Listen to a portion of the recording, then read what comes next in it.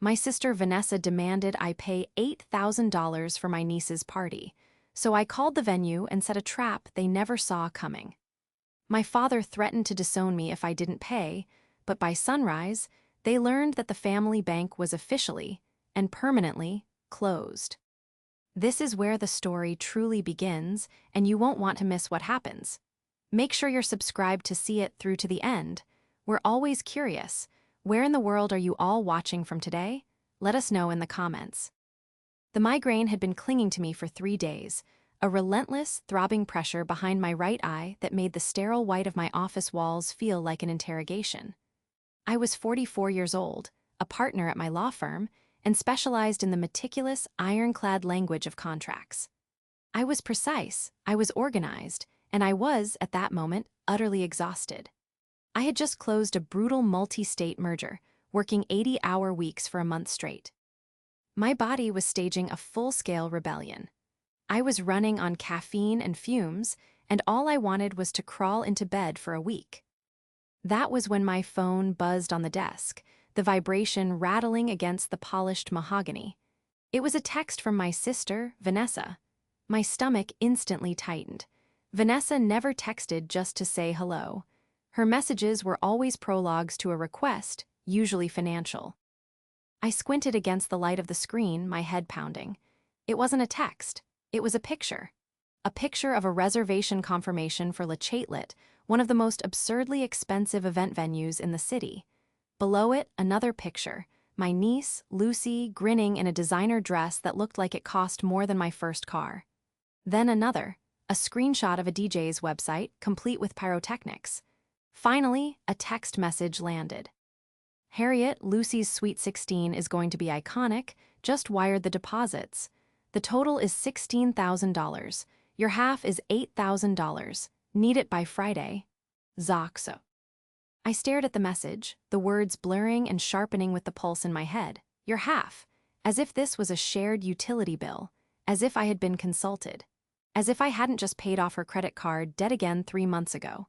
The sheer, unadulterated audacity of it was breathtaking. I had always been the family safety net. The responsible one. The one who sacrificed, who saved, who built a life from discipline and exhaustion, while Vanessa built a life from my bank account.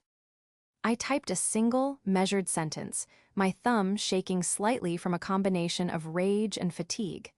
Vanessa, that is an astronomical amount of money. I cannot pay for this. The reply was instantaneous, as if she'd been waiting, phone in hand. Don't be like this, Harriet. It's for Lucy. Don't you want your niece to be happy? It's just money. You have plenty. It's just money. The phrase echoed in my skull. Money I'd earned by missing holidays, by working weekends, by sacrificing relationships. Money she treated like it grew on a tree in my backyard, a tree she was perfectly happy to strip bare. I placed the phone face down. I couldn't deal with this. Not now. I closed my eyes, pressing the heels of my palms against my temples. I needed to draft a response, something firm, something final. But before I could, the phone buzzed again. This time, the caller ID made my blood run cold. Dad. I let it ring, my heart hammering against my ribs. It went to voicemail, then immediately started ringing again. He was 70, retired, and completely under Vanessa's spell. In our family dynamic, I was the engine, and he was the one who handed Vanessa the keys.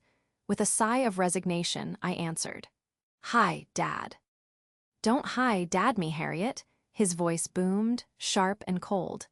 Vanessa just told me you're refusing to help with Lucy's party, after everything we've done for you. I winced. Dad, it's not helping. It's $8,000 for a one-night party. It's reckless. She didn't even ask me. It's for your niece, he shouted, and I had to pull the phone away from my ear. It's family, Harriet, or have you gotten too rich and important to remember that? Vanessa is trying her best. She's an event planner. Appearances are important. She's a part-time event planner who lives in a house I put the down payment on, I said, my voice dangerously quiet. She needs to live within her means. There was a pause, a heavy, loaded silence. Then his voice dropped to a level that I knew meant he was about to deliver the final blow. You know, your mother, God rest her soul, would be ashamed of you. Absolutely ashamed. You pay up or you're dead to us. Do you understand me? You'll be out of this family for good." The line clicked dead. I sat there, the receiver still pressed to my ear, the dial tone buzzing. The threat wasn't new, but it had never been so explicit. Pay up or you're dead to us. All for a party, all for Vanessa's ego. The room spun, the migraine roaring to life. It wasn't the money, not really. It was the expectation, the entitlement, the complete and utter disregard for me as a person, reducing me to nothing more than a walking, talking ATM. And in that moment, something inside me didn't just break, it hardened. It crystallized into a single, cold point of clarity. I had spent my entire life trying to earn their love, and all I had managed to do was purchase their resentment. The betrayal was worse than the migraine itself. The immediate aftermath was a blur of numbing silence. I sat in my office until the sun went down, the city lights twinkling on outside my window, mocking me with their festivity. I didn't cry. I was too tired to cry. I was just empty. The emotional exhaustion was so profound it eclipsed the physical. My father's words, "dead to us," replayed in a loop, a vicious soundtrack to my sister's entitled demands. I drove home on autopilot, the migraine having settled into a dull, manageable ache. My apartment was quiet, meticulously clean and empty. It was my sanctuary, the one place in the world that was entirely mine, built and paid for by my own relentless work. As I dropped my keys into the ceramic bowl by the door, a wave of profound loneliness washed over me. I had built these walls to keep the world out, but tonight they felt like a prison. My phone, which I'd put on silent, lit up on the kitchen counter. A cascade of notifications. 14 missed calls from Vanessa, 6 from my father, and a new string of texts.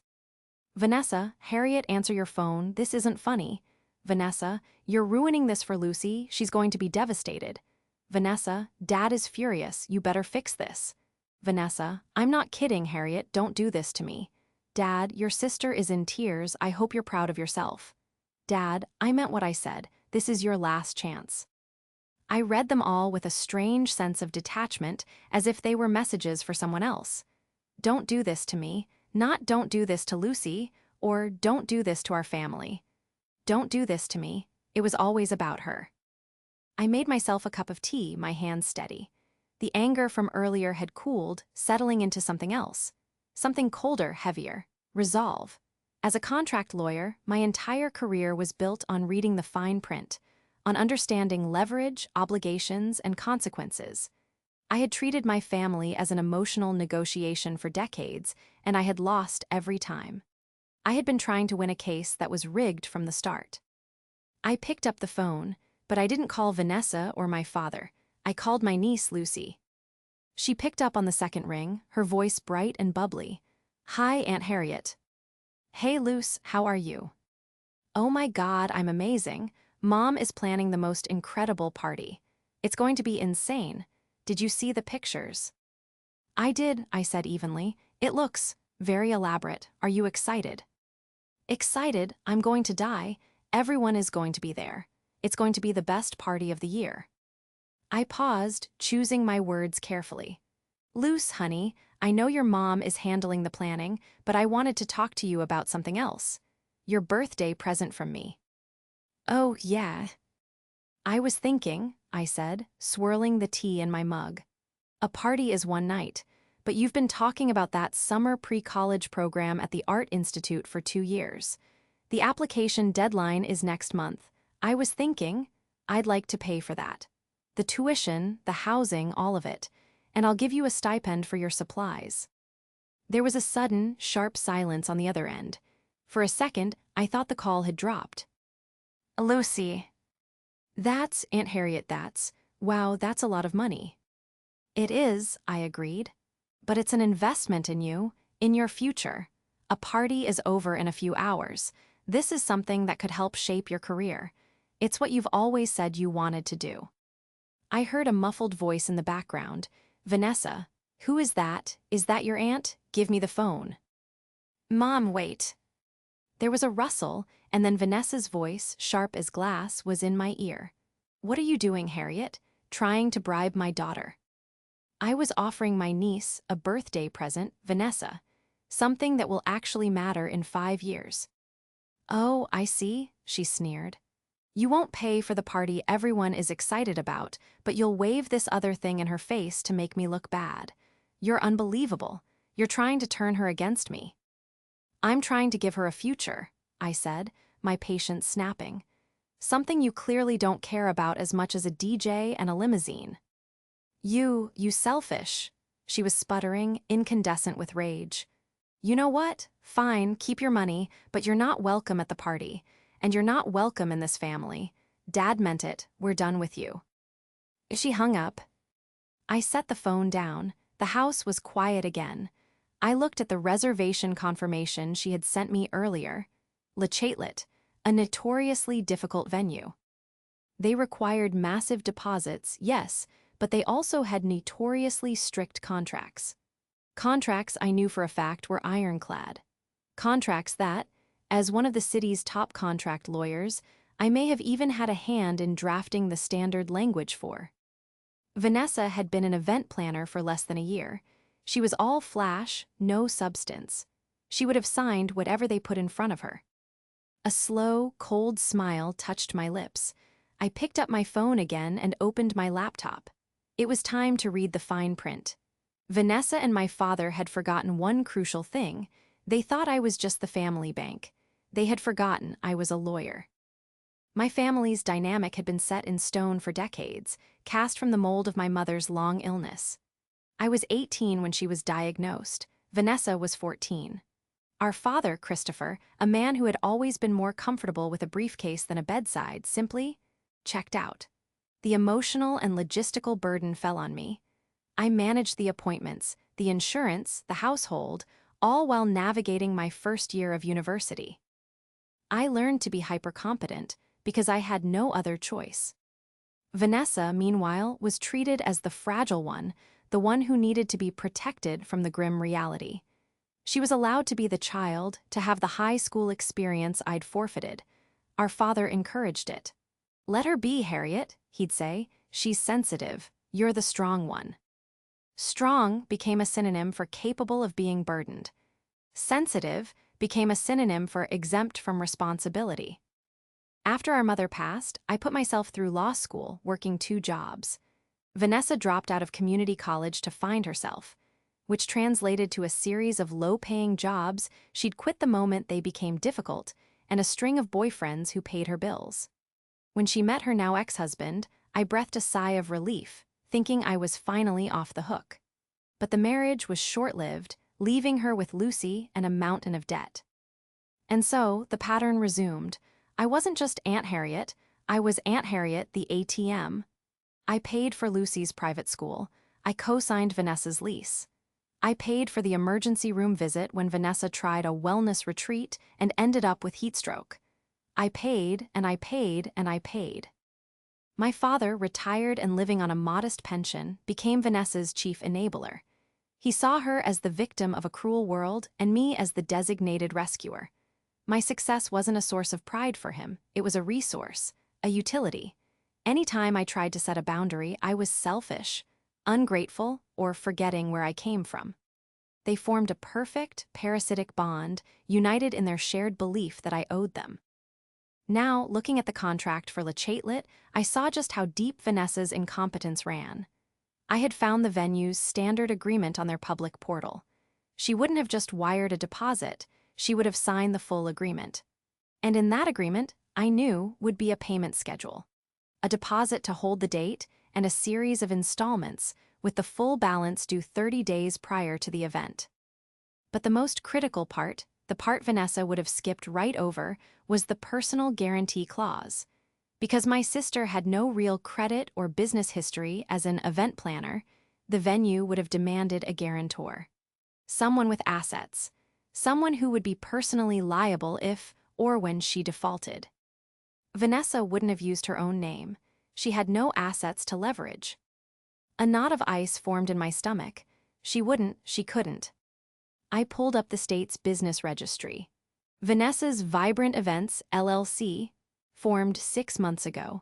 I cross-referenced it with the property records for her house, the house I had put the down payment on, the house I had co-signed the mortgage for. There it was.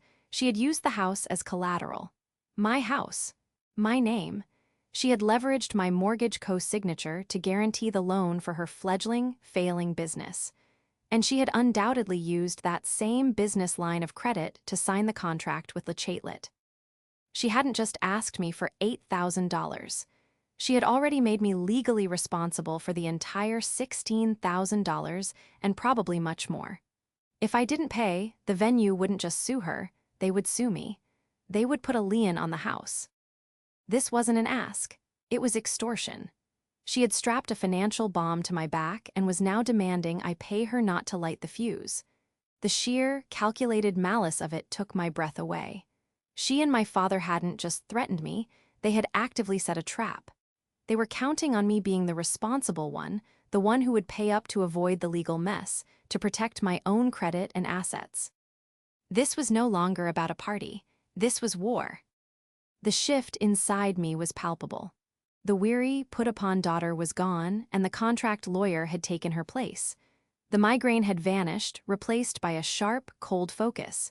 They thought they had me cornered. They thought I had two options: pay up or suffer the consequences. They had overlooked the third option. I was the one who wrote the consequences. My clever trap wasn't something I had to build. It was something Vanessa had already signed. The contract. My entire life was about enforcing the letter of the law. I spent the next 2 hours in a deep dive. I didn't just look at the venue contract. I looked at everything. I pulled the articles of incorporation for her LLC. I pulled the financing agreements she had signed, the ones that used my co-signed mortgage as a guarantee. I was meticulous. I cross-referenced every date, every signature, every clause. And I found the flaws. When Vanessa registered her LLC, she had listed me as a silent partner in her financing application. She had done this, no doubt, to secure the loan using my credit score and asset history. But to do that, she would have needed my signature.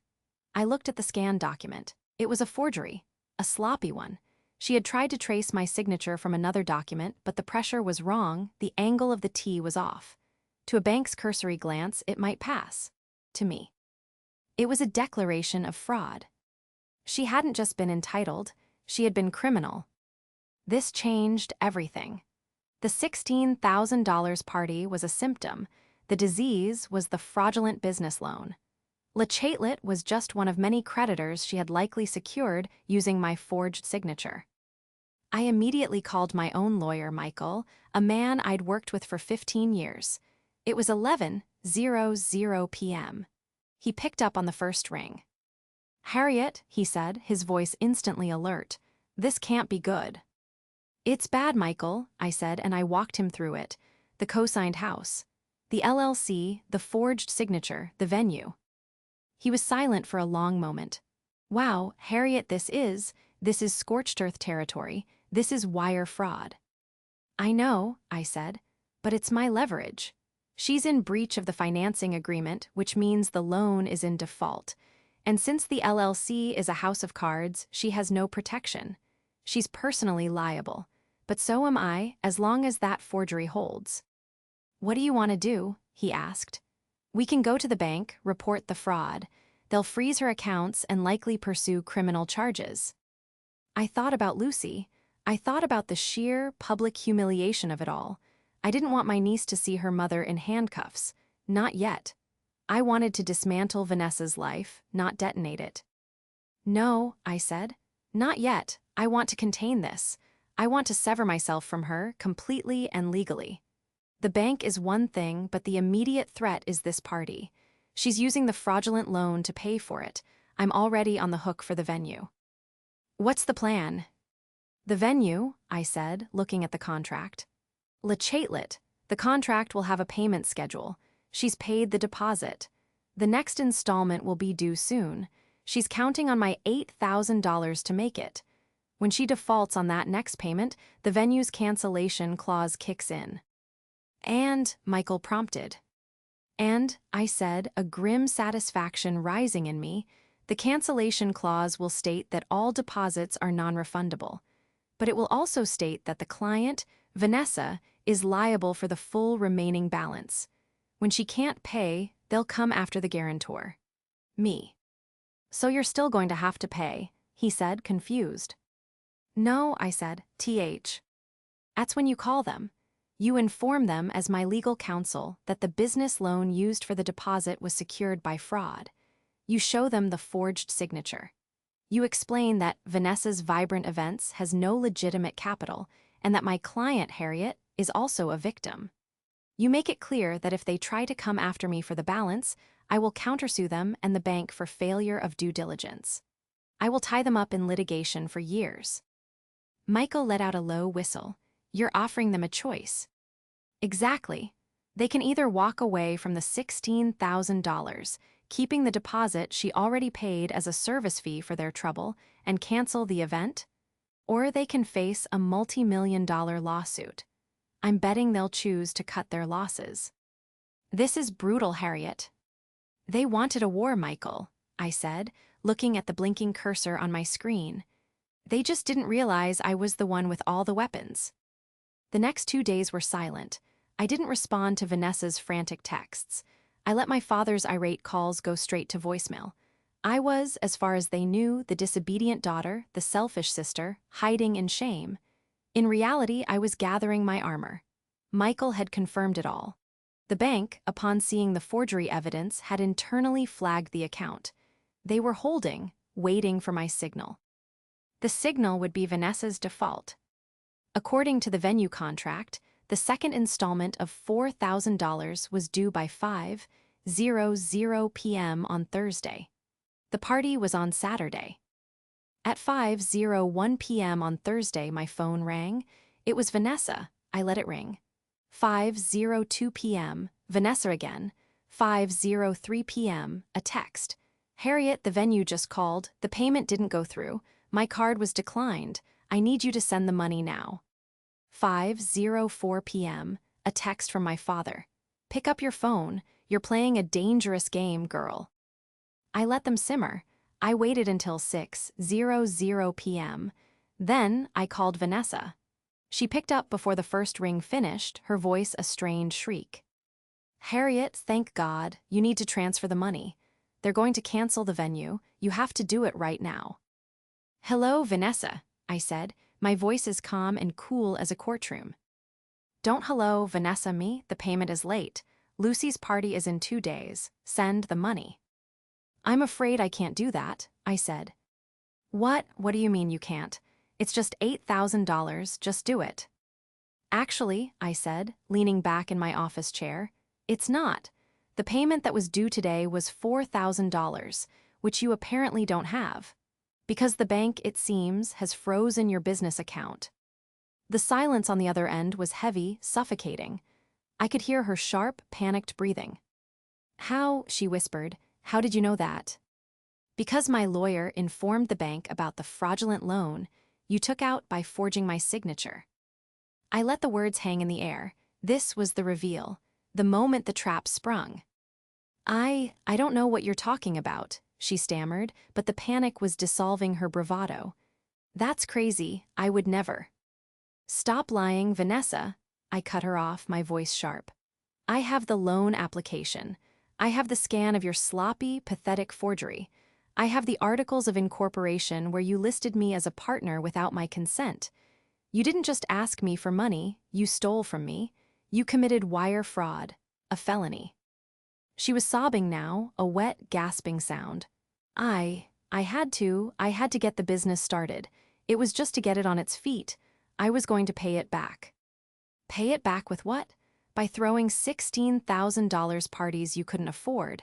By demanding $8,000 from me. You weren't building a business, Vanessa. You were building a raft of debt, and you tied me to it to make sure I'd drown with you. You're wrong, she shrieked, the tears turning back to rage. You're trying to ruin me. You're just jealous. You've always been jealous of me and Lucy. The accusation was so absurd, so delusional that I almost laughed. Jealous? Of what? Your mountain of debt, your criminal activities, your complete dependence on everyone else. Dad, she screamed, and I realized I was on speakerphone. Dad, she's threatening me. My father's voice came on the line, shaking with fury. Harriet, you stop this right now. You stop threatening your sister. Whatever loan she took, it was for the family. You will call off your lawyers and you will pay that venue. I am not going to have this family humiliated. There is no family to humiliate, I said, my voice dropping. You made that clear. I'm dead to you, remember? Well, this is me dead. The person you're talking to is Harriet, the contract lawyer, the one whose name your other daughter forged on a federal document. You wouldn't, Christopher stammered. You wouldn't send your own sister to jail. Oh, I'm not the one who would send her, I said. The bank would. The U.S. Attorney's Office would. All I have to do is sign the affidavit. But you know what? I'm not going to, not yet. A shaky sigh of relief from Vanessa. I'm not going to, I continued, on one condition. You are going to call Le Chatelet right now in the next 5 minutes. You are going to officially cancel the party. You will forfeit your deposit. And you will accept the full cancellation. If you do that, my lawyer will not proceed. Cancel? Vanessa's voice was a horrified whisper. Cancel Lucy's party? No, I can't. Everything is. The invitations. The dress. That's the deal, Vanessa. You cancel your fantasy or you face reality. Your choice. You're a monster, my father spat. You're enjoying this. No, I said, and the exhaustion I'd felt days ago returned, heavy as a shroud. I'm just tired. I'm tired of being your bank. I'm tired of being your scapegoat. And I am done being your victim. I paused. You have 5 minutes, Vanessa. Then I'm calling Michael. I hung up. For an hour, there was nothing. I sat, watching my phone, wondering if she would call my bluff. Part of me, a small, weary part, almost hoped she would. It would be a clean break. A criminal charge, a trial, a definitive end. It would be messy, but it would be over. Then the email came.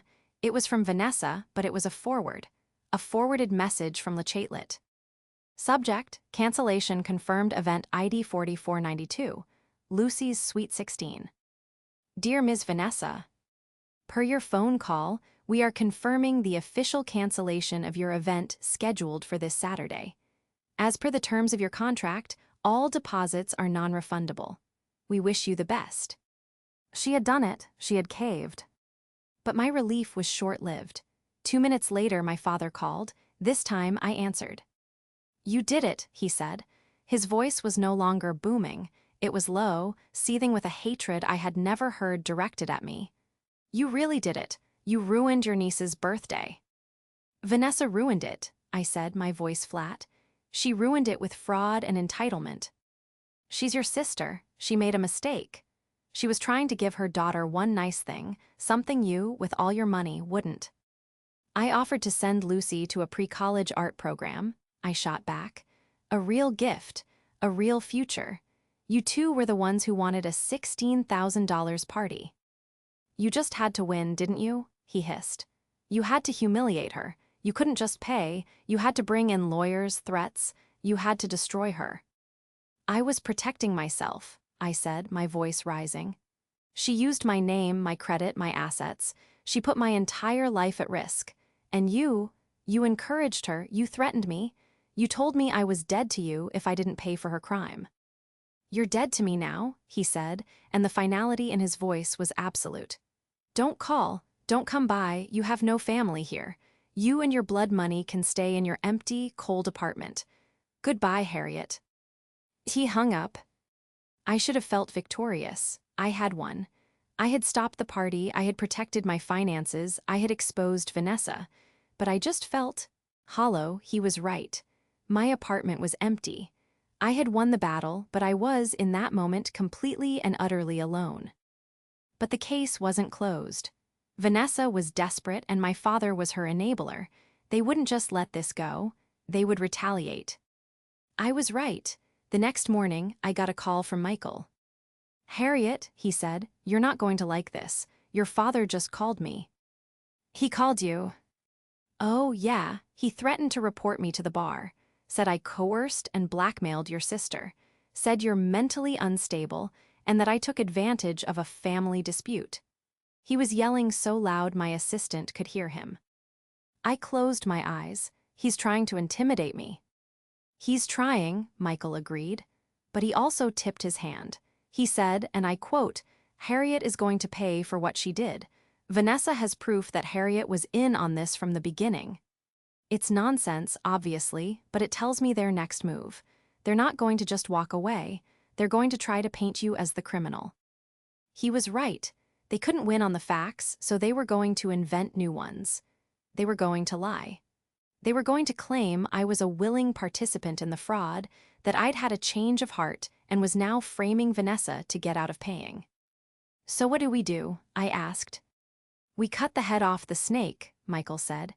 "We can't just sever you from the LLC, we need to dismantle it, and we need to get to the other creditors before she does.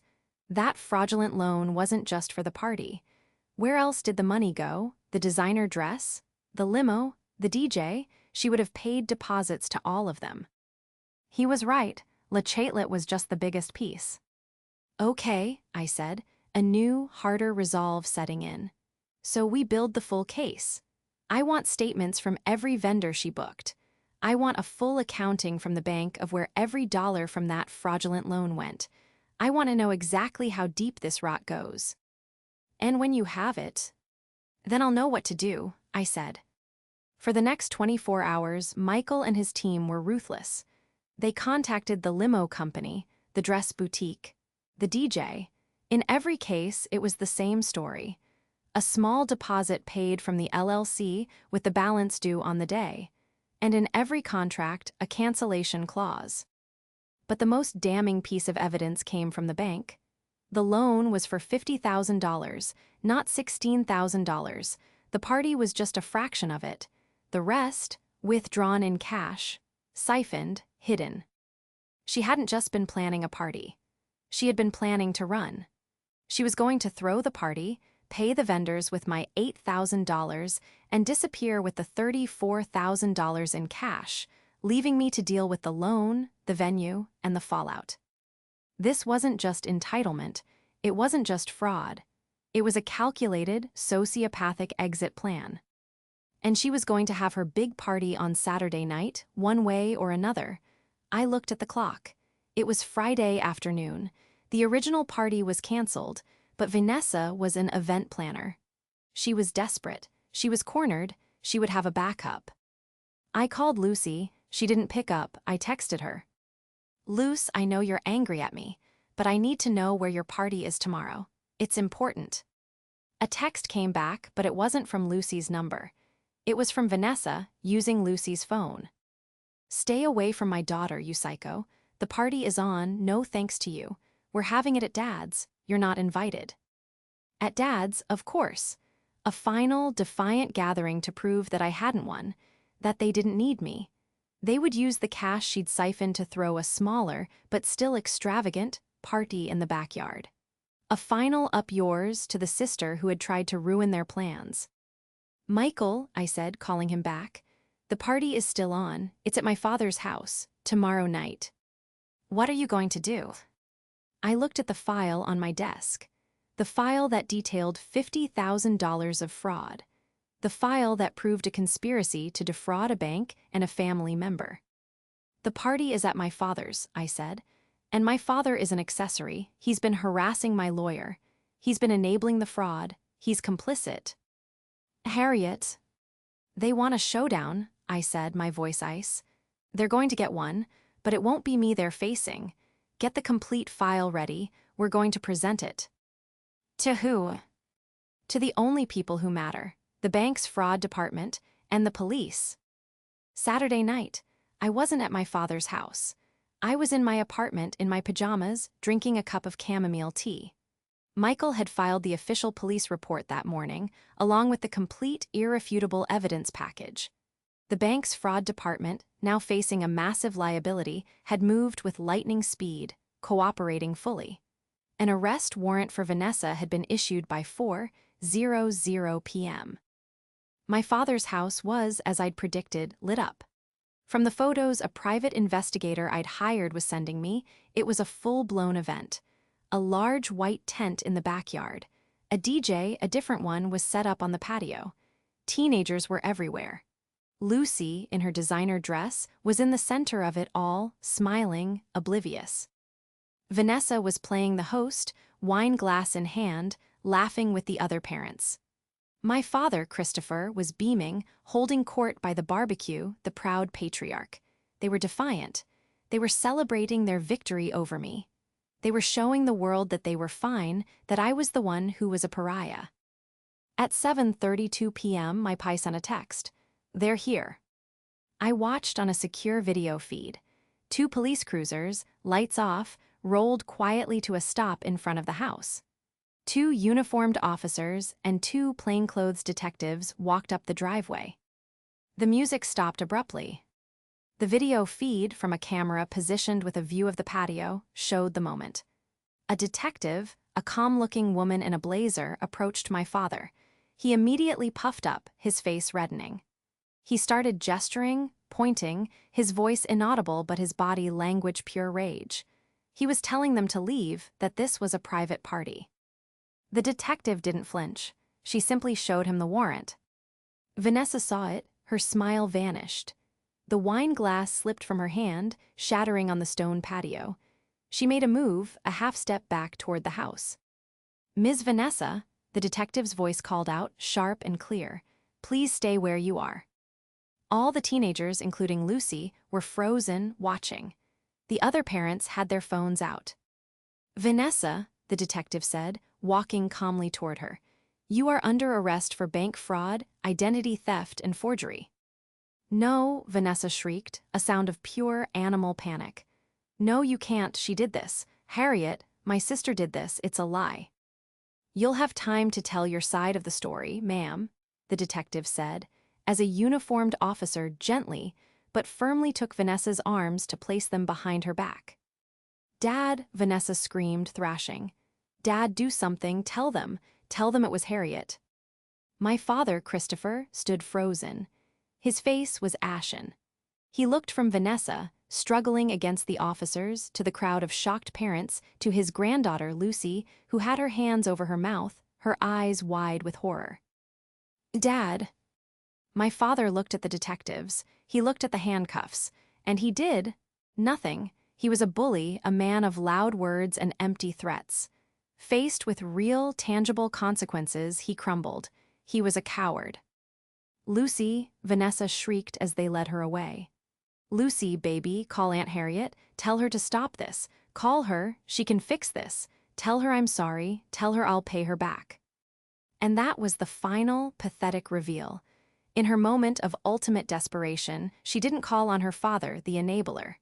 She called on me, the monster, the fixer, the ATM, the one person she believed, even as she was being arrested for crimes against me, still had the power to make it all go away. The feed showed Lucy, tears streaming down her face, pulling out her phone. She didn't call me. She ran inside, sobbing. The party was over. The music was gone. The parents were grabbing their children, herding them away from the scene. My father was left standing alone on the patio, amidst the wreckage of a shattered wine glass and a collapsed tent of lies. He looked old. He looked small. I turned off the video feed. I took a sip of my tea. It had gone cold. The downfall was as swift as it was total. Vanessa, faced with an ironclad case, had no choice. To avoid a trial and a longer sentence, she pleaded guilty to wire fraud and identity theft. The $50,000 loan, which she'd mostly hidden, was seized. The judge, seeing her as a first-time offender and a single mother, was lenient. She was sentenced to 2 years, suspended with 5 years of probation, 1,000 hours of community service, and most critically, full court-ordered restitution to me and the bank. My father's humiliation was complete. His name was in the local paper, tied to his daughter's fraud. His friends, the ones he'd been holding court for at the party, shunned him. He was a social pariah, the blustering patriarch of a broken, criminal family. He sold the house, his backyard shrine of defiance, and moved into a small, sterile apartment in a retirement community. He never contacted me again, and I, in turn, never contacted him. The most complex piece of the wreckage was Lucy. About a week after the arrest, she called me. Her voice was small, hesitant. "Aunt Harriet." "Hi, Luce," I said softly. I'm living with my dad now," she said. "Mom, well, you know." "I know, I'm sorry you had to see that, Lucy." She was quiet for a long time. "She told me you did it, that you were just, being mean, that you were jealous." "I know," I said. "It's more complicated than that." I found the loan papers," she whispered. "In her desk. While I was packing, I saw the signature, the one she faked." I closed my eyes. "Oh, Lucy." "It was all a lie, wasn't it?" she said, her voice breaking. "The whole thing, the party, the business, all of it." "Your mother is very sick, Lucy," I said, borrowing the language of my own childhood, but this time it was true. "She's sick in a way that makes her hurt people, especially the people who love her." Did you mean it?" she asked, her voice trembling.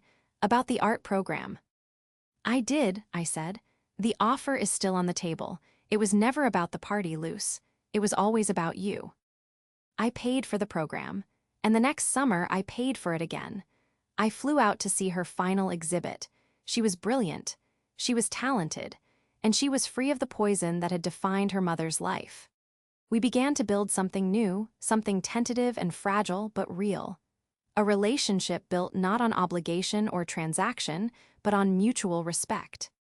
As for me, I sold the house Vanessa had tied me to. I severed the last legal and financial link to my past. My life was quieter now. My apartment didn't feel empty anymore, it felt peaceful. It was my sanctuary. I still worked hard, but I also took vacations. I reconnected with old friends. I learned to set boundaries not just in my contracts, but in my life. Justice, I learned, isn't always a dramatic courtroom explosion. Sometimes it's the quiet, meticulous work of enforcing a contract. Sometimes it's just the clicking of a lock as you finally, firmly, close the door on those who would harm you, and the turning of a key to open a new one, all on your own terms.